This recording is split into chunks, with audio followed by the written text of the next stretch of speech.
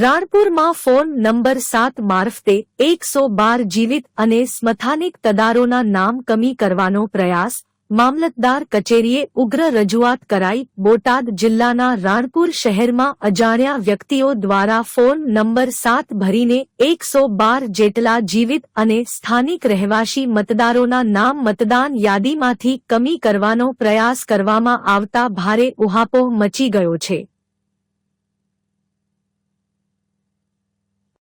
આ ઘટનાને લઈને આજે તમામ 112 મતદારો રાણપુર મામલતદાર કચેરીએ પહોંચી ઉગ્ર રજૂઆત કરી હતી. મતદારોએ અરજીમાં સ્પષ્ટ રીતે જણાવ્યું છે કે તેઓ સૌ જીવિત છે તેમજ રાણપુર શહેરમાં સ્થાયી રીતે રહે છે. તેમ છતાં કોઈ અજાણ્યા વ્યક્તિ દ્વારા ફોન નંબર 7 ભરી તેમના નામ મતદાન યાદીમાંથી કાઢી નાખવાની પ્રક્રિયા કેમ કરવામાં આવી છે તે બાબતે યોગ્ય તપાસ કરવામાં આવે અને તેમના નામ મતદાર યાદીમાં યથાવત રાખવામાં આવે તેવી માંગણી કરી છે. આ સાથે મતદારોએ ફોન નંબર 7 ભરનાર વ્યક્તિની ઓળખ કરી તેની સામે કડક કાર્યવાહી કરવામાં આવે તેવી પણ માંગ ઉઠાવી છે. મતદારોએ ચેતવણી આપી છે કે જો આ સમગ્ર મામલે તટસ્થ અને યોગ્ય તપાસ નહીં કરવામાં આવે તો તેઓ ગાંધી ચિંધ્યા માર્ગે આંદોલન કરવા મજબૂર બનશે. આ સમગ્ર ઘટનાને લઈને રાણપુરમાં રાજકીય અને વહીવટી વર્તુળોમાં ચકચાર મચી છે અને હવે પ્રશાસન દ્વારા લેવાતા પગલાં પર સૌની નજર મંડાયેલી છે. રિપોર્ટર હનીફ જાંગડ, રાણપુર. બટુક સિદાયમાં નાયબ મામલતદાર મહેસૂલ રાણપુર. આજે રાણપુર શહેરના લોકોએ મતદાર યાદીમાં નામ કમીને લઈને અરજી આપવામાં આવી છે, આવેદન પત્ર આપવામાં આવ્યું છે. શું વિગત છે, શું કાર્યવાહી? ઈસીઆઈની જે વેબસાઇટ છે એમાં અમુક અરજદારો દ્વારા મતદારો સામે વાંધો રજૂ કરેલ છે. ફોર્મ નંબર 7 ઓનલાઈન ભરેલ છે.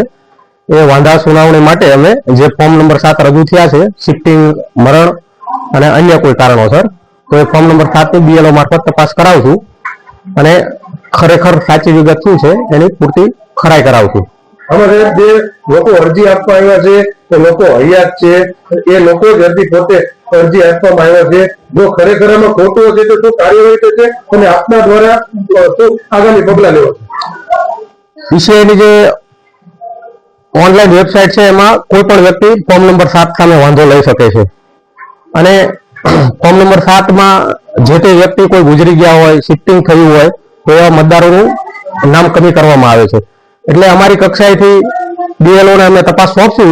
જે કઈ મતદારોના વાંધાઓ આવ્યા છે એ વાંધાઓ સામે સુનાવણી રાખશું અને ઈસીઆઈની જે ગાઈડલાઈન છે 1 થી 13 પુરાવા રજૂ કરવાની, 1 થી 13 પુરાવા રજૂ કરવા માટે પણ જે તે મતદારોને અમે પૂરતી તક આપશું અને તક આપ્યા બાદ જો પુરાવા રજૂ નહીં કરે તો એમની સામે કાર્યવાહી કરવામાં આવશે.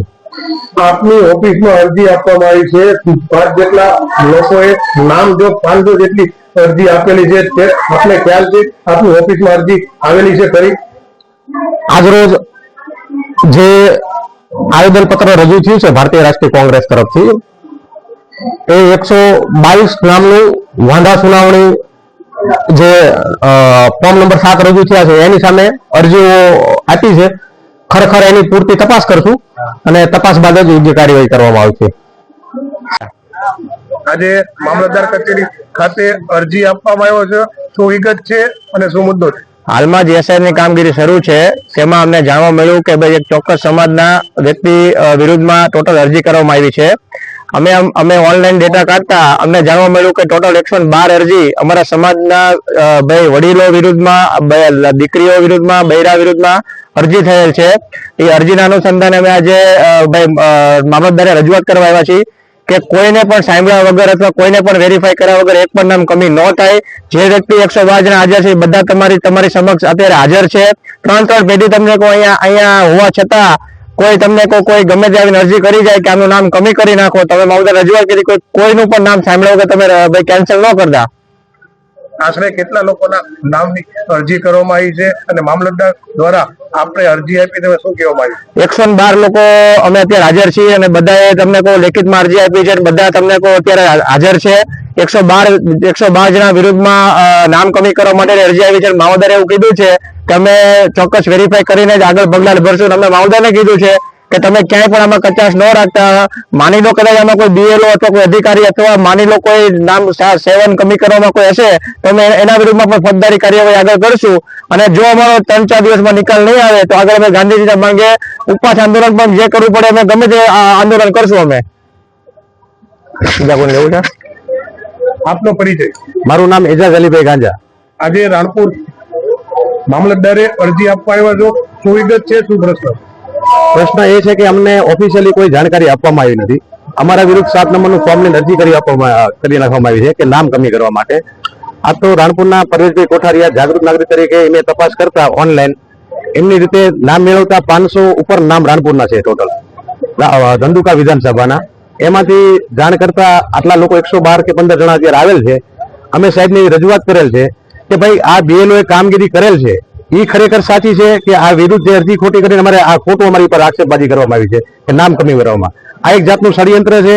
આ જે કોઈ વ્યક્તિ અરજી કરનારથી 5 જ વ્યક્તિ છે 500 પર થઈ એટલે એ વ્યક્તિની તપાસ કરવી આ ખોટું છે. આ લોકો બધા તદ્દન એમની વાત ખોટી છે. આ લોકો બધા અહીંયા આવ્યા છે અને એમની ઉપર કાયદેસર ફોજદારી થવી પડે. જો આ ફોર્મ એમને સ્વીકારવામાં આવ્યો હોય ખોટી રીતે ઓલું કરવામાં આવ્યું હોય તો જે તે અધિકારી કે કોઈ પણ વ્યક્તિ હોય તેની ઉપર કાયદેસરની કાર્યવાહી કરવાની આવે એવી અમે માંગણી કરવી છે. આપનો પરિચય? માજી સરપંચ રાણપુર અબ્બાસભાઈ છગનભાઈ ખલાણી. આજે રાણપુર મામલતદારને આવેદન પત્ર અરજીની વિરુદ્ધમાં શું કે છે?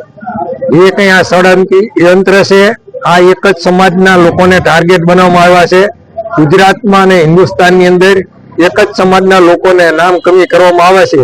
જે કઈ આ થઈ રહ્યું છે એ ખોટું થઈ રહ્યું છે અને આના વિરોધમાં પોલીસ સ્ટેશનમાં ફરિયાદ કરવી જોઈએ. જે કઈ અધિકારી હોય કે જે કોઈ આગેવાનો હોય ખોટી અરજી કરી નામ કમી કરાવવા જે હિન્દુસ્તાનના રહીશ લોકો છે ગુજરાતના રહીશ લોકો છે અને એના જે હયાત હોવા છતાં જો નામ કમી કરવામાં આવે તો ખરેખર બંધારણની વિરોધમાં છે. તો આ અંગે તાત્કાલિક યોગ્ય કાર્યવાહી કરવી નકર અમે ગાંધી ચિંતા આંદોલન કરશું.